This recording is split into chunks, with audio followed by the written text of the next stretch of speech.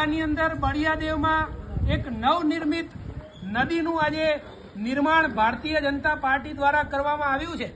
આજે ભારતીય જનતા પાર્ટીએ કહ્યું હતું કે અમે દરેક ઘરમાં પાણી પહોંચાડીશું। આજે દરેક ઘરમાં બળિયાદેવમાં પાણી છે। લોકો એવું કહેતા હતા અમારે પીવાનું પાણી નથી મળતું, પીવાનું પાણી છે, સાથે સાથે આખા ઘરમાં પાણી છે। ભ્રષ્ટાચારે માજા મૂકી છે।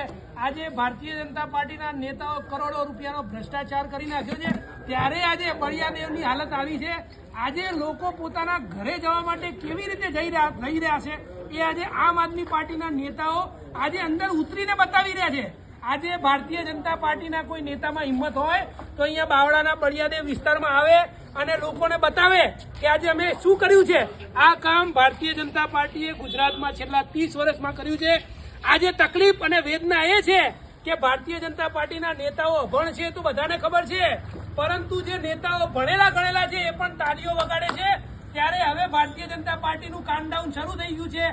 આજે 2027માં ભારતીય જનતા પાર્ટીની સરકાર ગુજરાતમાં બનતી નથી અને આમ આદમી પાર્ટીને લોકો સમર્થન કરશે, કેમ કે આજે જ્યારે ભારતીય જનતા પાર્ટીના એક પણ નેતા આજે બાવળામાં નથી દેખાઈ રહ્યા, ત્યારે આમ આદમી પાર્ટીના શહેર પ્રમુખ સંદીપભાઈ હોય, જીતુભાઈ હોય, અમારા પ્રદેશ પ્રવક્તા હિમાંશુભાઈ ઠક્કર હોય, અમારા શિક્ષણ સેલના પ્રમુખ જીતુભાઈ ઉપાધ્યાય હોય, મહિલા નેતા ગૌરીબેન દેસાઈ હોય સહિતના તમામ લોકો આજે સવારથી ગેલોપ્સ ઇન્ડસ્ટ્રીયલ પાર્ક હોય, બળિયાદેવનો વિસ્તાર હોય કે બાવળાના દરેક વિસ્તારમાં લોકોની વચ્ચે રહ્યા છે। આજે અહીંયા રહેતા લોકોને આજે કમ્યુનિટી હોલમાં શિફ્ટ કરવા પડ્યા છે।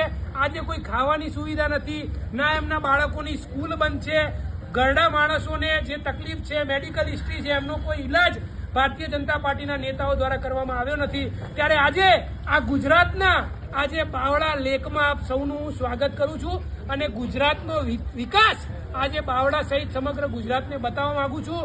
હવે ગુજરાતની જનતાએ આત્મા જગાડવો પડશે અને 30 વર્ષ પછી હવે ભારતીય જનતા પાર્ટીને ઘર ભેગી કરવાનો સમય આવી ગયો છે। જય જય ગરવી ગુજરાત, જય હિન્દ।